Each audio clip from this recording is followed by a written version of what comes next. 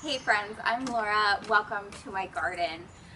I have been learning a lot of garden lessons lately, and I kind of wanted to take you along on what some of them are, because this year has been filled with spectacular successes and failures and a whole lot of learning lessons. So I'm about to get to work in the garden and show you some of what I'm dealing with. What I've learned is that I really love the foliage on the hellebore plant. I think it is really beautiful and also minimal, whereas some of the things I've grown from seed this year, oh, we have a volunteer clover growing in there. Some of the things I've grown from seed this year are huge, bulky plants for just tiny little flowers.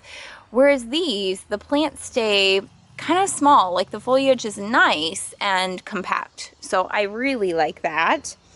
This plant I really tried to save, but it was too late, and I think it's a goner. We've got one little orange bloom over there and a couple of these that survived. So I think I'm going to do a really hard trim back on this, save what I can, replant it in a smaller pot.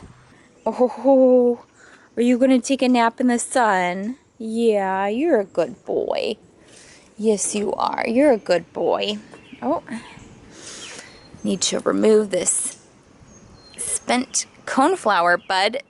One thing I've learned about the coneflowers is that something is eating them.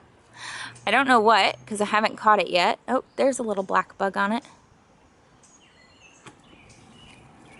But I mean, there's all these holes in the petals, and I'm not sure why. So that's really disappointing. I don't see anything on the underside of the flowers though. Another thing I've learned is that when you go to deadhead the spent blooms on the coneflower, you really do need snips.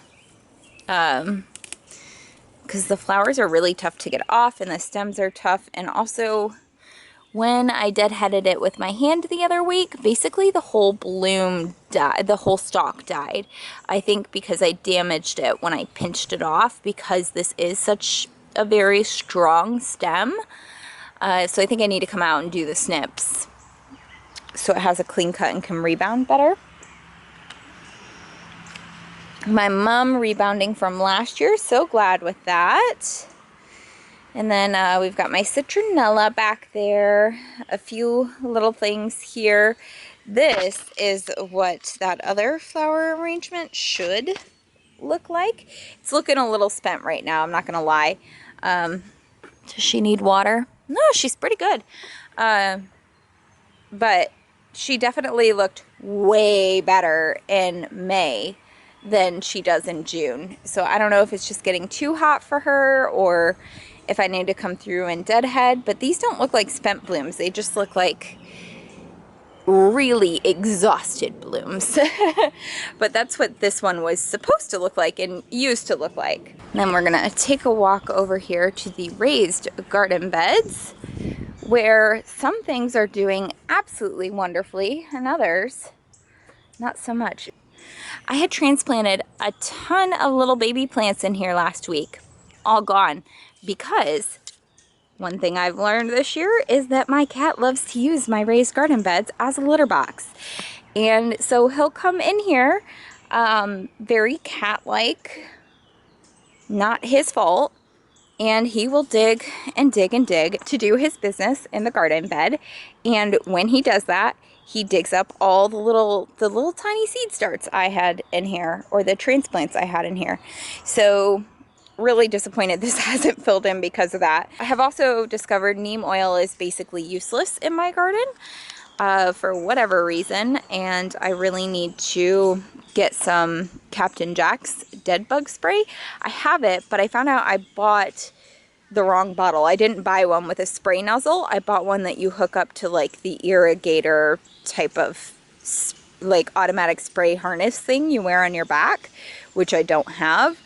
I think this is one of my most spectacular disappointments of this year, is this dahlia plant that I had bought from the store, and it was doing really well when I bought it, and now not so much. Like, you can still see that it has blooms on it that you would think would bloom, but they don't. They've been like that for months and they're just not opening. So I'm gonna try moving this into a full sun location, I think, and see if that helps. And then we have what is possibly the scene of a horrific crime here that absolutely disgusted me when I first saw it and made me pull out my camera for this video. I don't know what kind of beetle bugs these are that are doing their business right there and repopulating my garden with more of them, but I really need to get them off my plant. And look at all the damage. Look at all of them mating on my plant. All of them. We've got so many, and we've got extensive leaf damage here. They're on the bottom side doing it too, and they're on the top side. They're just recreating everywhere. We got a mating pair right there, mating pair right there, mating pair right there. We've got a single one down there. We've got a mating pair on the underside of that leaf. We've got a single one right here. Yeah, basically they're taking over and I am absolutely disgusted and appalled. So I've come out here with my Tupperware today and a little hand shovel, and I'm going to try to get them off my plant into the Tupperware so I can relocate them back behind there.